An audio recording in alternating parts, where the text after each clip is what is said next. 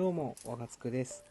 今回は低糖質な寒天を使って蜜豆を作ろうと思います。低糖質にするには、今回はラカンと S を使用しています。蜜の方は前々回で使ったレモンの蜜とブルーベリー、いちごの蜜を使っていきます。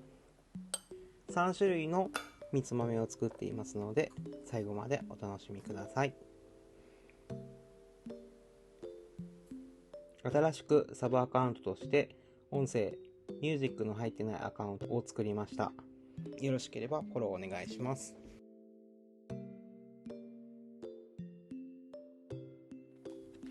今回はこのラカント S という砂糖を使っていきます。これはエリスリトールとラカン化シロップが配合されている砂糖になっています。甘みはあるけれども糖質が上がらない砂糖になっているので、低糖質なお菓子を作るときに便利です。まずは水を 150g 測ります。そして粉末寒天を 4g です。これはイオンの粉末寒天を使っています。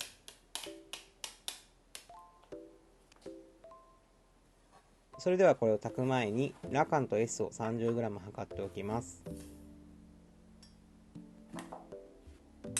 まずは寒天に火を通すために一度沸騰させます。そして沸騰してきたら1分ほど炊きます。その後ラカンと S を 30g 入れます。低糖質じゃない場合はこの砂糖を三温糖もしくはグラニュー糖などに変えていただいても大丈夫です。そして今回は風味付けで洋酒をちょっと入れようと思います。今回使うのはコアントローというオレンジのリキュールです。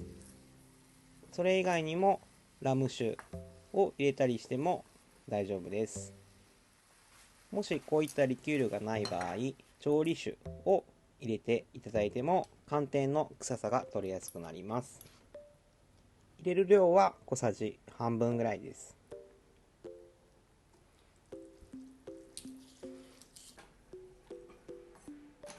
そしてバットに流して2、3時間固めていきます。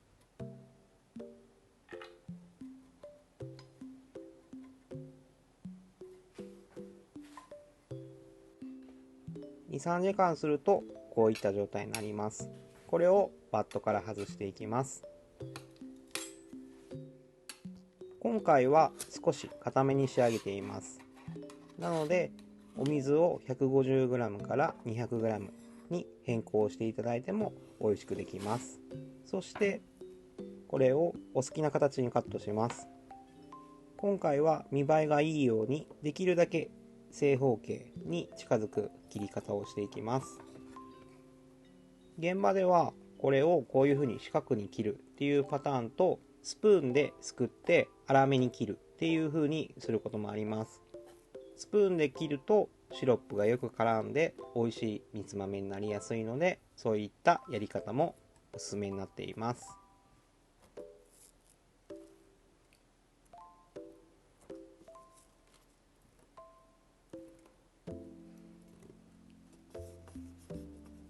そしてこれを盛り付けていこうと思います。そしてこれがレモンのシロップになっています。前々回のレモンの琥珀糖を作った時に余った果実で作ったシロップです。その作り方も前々回のレモンの琥珀糖の動画に載せていますので、見ていただければ嬉しく思います。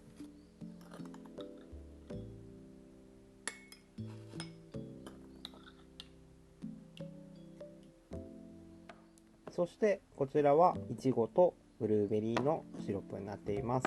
これも前回のいちごの琥珀糖で作ったシロップです。なのでこちらも作り方が気になった方は見ていただけると作り方がわかると思います。そしてあとは好きに盛り付けていくんですけれども、今回は3種類作ります。特にレモンの方はなるべく低糖質にできるようにしています。レモンのシロップの砂糖も今回グラニュー糖を使用してますけども、ラカント S などで作っても大丈夫だと思います。そしてレモンの方は蜂蜜と合わせていきます。蜂蜜を下に敷いて寒天を入れて、間にレモンの果肉を入れていきます。それを交互に層にしていって、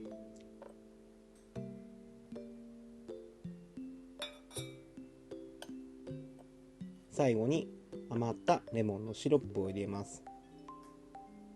すると蜂蜜レモンのさっぱりとしたみつ豆の出来上がりです。見た目はこういう感じです。今回この瓶はセリアの100均で買ったものになります。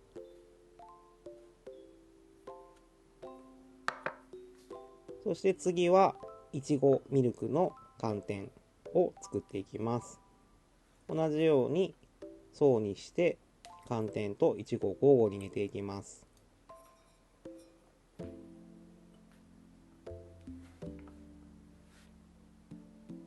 そして最後に余ったシロップに練乳を混ぜます。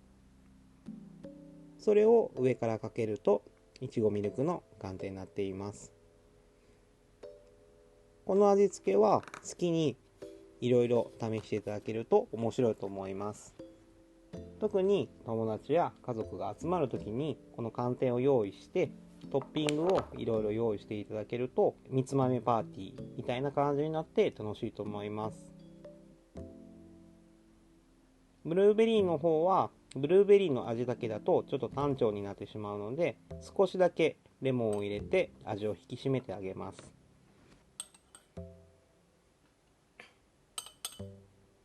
レモンとブルーベリーの組み合わせっていうのはおすすめになっています。これで3種類の寒天です。あとは前回余った琥珀糖など間に入れて、そして余ったフルーツをのせて、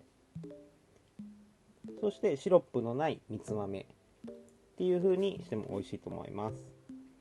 それでは一つずつ紹介します。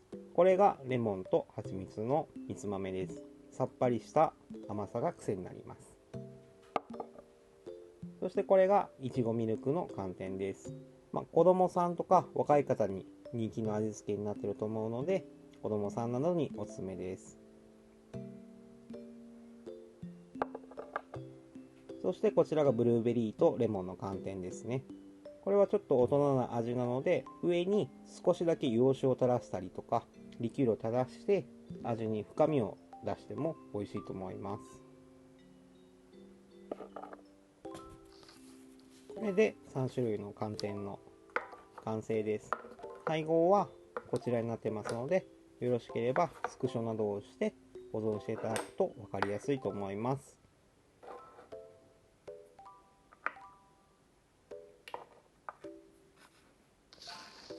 ここからは次回の動画の予告になります。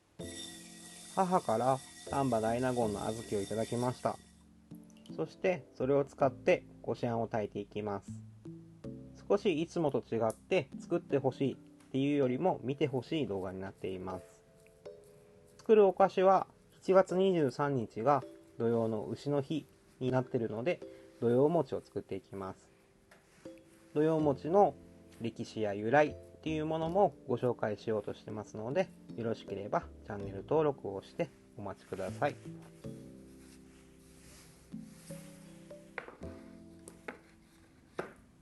今回の動画はいかがでしたか？高評価、コメントいただけると嬉しく思います。それではまた次回の動画でお会いしましょう。ありがとうございました。